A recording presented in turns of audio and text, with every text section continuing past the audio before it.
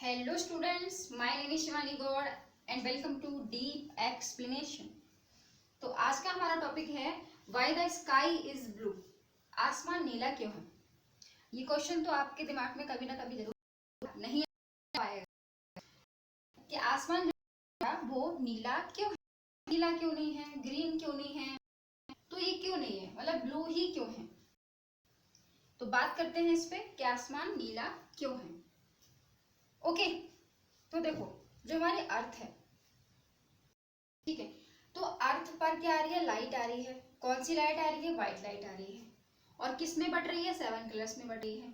ये भी आपको बताया था, ये भी हमने पढ़ा है। तो उससे पहले इसका थोड़ा सा डेफिनेशन देख लेते हैं एक बार। इसमें क्या लिखा है, the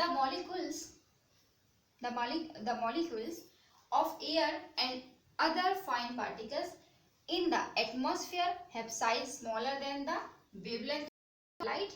These are more effective in scattering light of shorter wavelength at the blue, ठीक है, shorter wavelength at the and the light longer wavelength the red, ठीक है। अब ये समझ में आ गया होगा आपको। मैंने बोला shorter wavelength is blue and longer wavelength is red. Okay, समझते हैं इस चीज को। लाइट आ रही है, हमारे अर्थ पर लाइट आ रही है, व्हाइट लाइट आ रही है, 7 कलर्स में बढ़ती है। आपको अच्छे से पता है कि व्हाइट कलर में 7 कलर्स होते हैं, व्हाइट लाइट जो होती है उसमें 7 कलर्स होते हैं, ठीक है। बट यहाँ पर ना एक सीन, दूसरा सीन है। दूसरा सीन क्या है, बट यहाँ पर जो पार्टिकल्स हैं, ठीक है, पार्टिकल्स में क्या है, वाटर है, वेपर है, H2O, N2, ठीक है। तो गैसेस भी इसमें, तो ये क्या कर रहे हैं, इनका तो काम है, तो ये जो है अपनी पसंद से, अपने ऑर्डर ऑफ की है, ठीक है, की वजह से जो रंग है, जो नीला, जो ब्लू कलर है, उसको क्या करते हैं, ये इसको फैला देते हैं अपने अपने ऑर्डर की वजह से। नीला कलर उसको ये फैलाते हैं, क्या, गैसेस जो है हमारी N2 है, H2 पेपर है, तो ये जो पार्टिकल्स हैं अपने अपने ऑर्डर ऑफ मैग्नीट्यूड की वजह से, ये जो पार्टिकल्स हैं, ये जो लाइट आ रही है उसको ये फैला रहे हैं।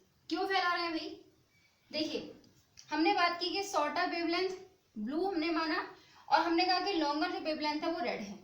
अब मुझे बताइए कि कोई कमजोर इंसान जब होता है ना, अगर कोई रैगिंग हो रही है कहीं पे, या कोई किसी को मार रहा है, या कोई किसी से लड़ाई कर रहा है, तो किसको घेरता है वो, सबसे पहले उस इंसान को घेरता है जो कि कमजोर होता है, जो कि वीक होता है, जो ताकतवर होता है, उसको कोई नहीं घेरता, ठीक है। तो 7 कलर्स आते हैं, आपको पता है 7 कलर्स कौन कौन से होते हैं। जो हमारी बिब्योर है वो हमारी 7 कलर्स हैं, जैसे कि 1 2 3 4 5 6 7 कलर्स आ रहे हैं, ठीक है। अब हमने बात की कि इसकी वेवलेंथ, जो इसकी वेवलेंथ करते हैं, इसकी वेवलेंथ कितनी है, ठीक है। फिर जैसे कि कर लें, सबसे हम बात करते हैं, हम सबसे पहले बात करते हैं रेड की, ठीक है। फिर उसके बाद कौन सा आता है, उसके बाद आता है इंडिगो, फिर उसके बाद कौन सा आएगा, फिर हम कहते हैं ब्लू, फिर कौन सा है, green, yellow, orange and red, ठीक है। तो ये है। अब हम बात करते हैं वेवलेंथ की, कि वेवलेंथ का क्या चक्कर है इसमें बोला कि शॉर्टर वेवलेंथ, लॉन्गर वेवलेंथ। देख लेते हैं, हम बात करते हैं सबसे पहले वॉयलेट की।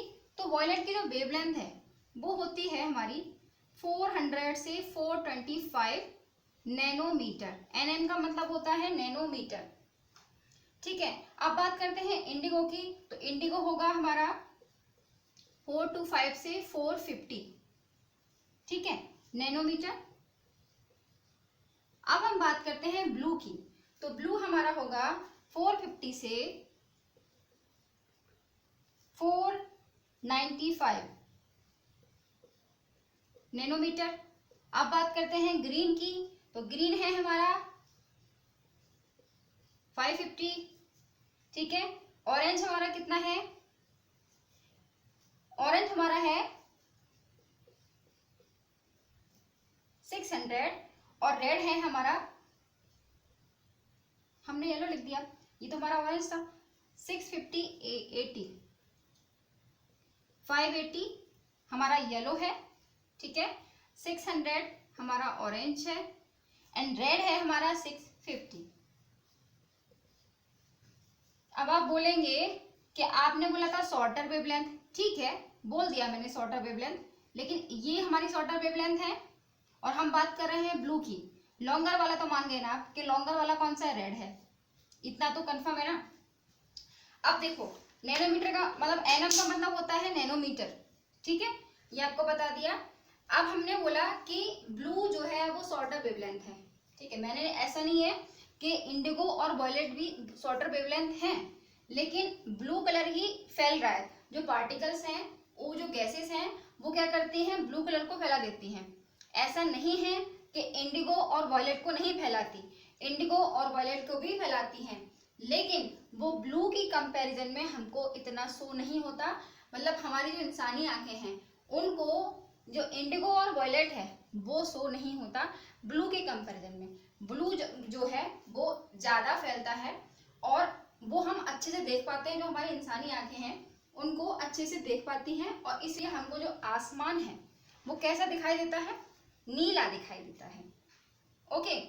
और जो ज्यादा वाली जो ज्यादा नैनोमीटर की जो वेवलेंथ्स हैं, ऐसा नहीं है कि इनको क्या करता है, इनको आने देते हैं वो नीचे, ठीक है, इनको नीचे आने देते हैं और इन्हीं की वजह से क्या होता है कि जो हमारा आसमान है, आसमान तो चलो इनकी वजह से हमको नीला दिखाई दे रहा है, ठीक है। अब ये ज्यादा वेवलेंथ वाली जो लाइट है हमारी, इनको क्या करते हैं, नीचे आने देते हैं और इन्हीं की वजह से हमको कलरफुल जो वर्ल्ड है हमारा वो दिखाई देता है। रेड हमारे खेत खलिहान पार्क, तो ये सब हमको जो दिखाई दे रहा है वो इनकी वजह से दिखाई देते हैं, क्योंकि भाई जो इंसान कमजोर है ये लोग उन्हीं को तो रोक सकते हैं, जो ताकतवर है उसको क्या करेंगे, रोक के नहीं रोक सकते ना उसको, वो तुरंत वो उसको नीचे आने देते हैं, ठीक है। तो ये जो है इनको फैलाते हैं, लेकिन इंडिगो और वॉयलेट हमको आंखों से इतना क्लियर दिखाई नहीं देते हैं जितना कि हमको ब्लू। तो इसका कारण ये है कि जो ब्लू है वो हमको दिखाई देता है, और जो इसी की वजह से जो क्या है, हमको जो आसमान है वो नीला दिखाई देता है इन पार्टिकल्स की वजह से, इन अदर गैसेस की वजह से, क्योंकि ये इसको फैला देते हैं। क्यों, क्योंकि ये कम वेवलेंथ का है, इसका कारण ये है, ओके। तो बाकी जो गैसेस हैं उसकी वजह से हम अपना कलरफुल वर्ल्ड जो है हम देख पा रहे हैं, ठीक है। तो आसमान ब्लू क्यों है, स्काई ब्लू क्यों है, आसमान नीला क्यों दिखाई देता है, आई होप कि आप समझ गए होंगे और ये आपको समझ आ गया होगा कि इसका क्या कारण है, ओके। तो मिलते हैं नेक्स्ट वीडियो में नेक्स्ट टॉपिक के साथ, तब तक के लिए गुड बाय।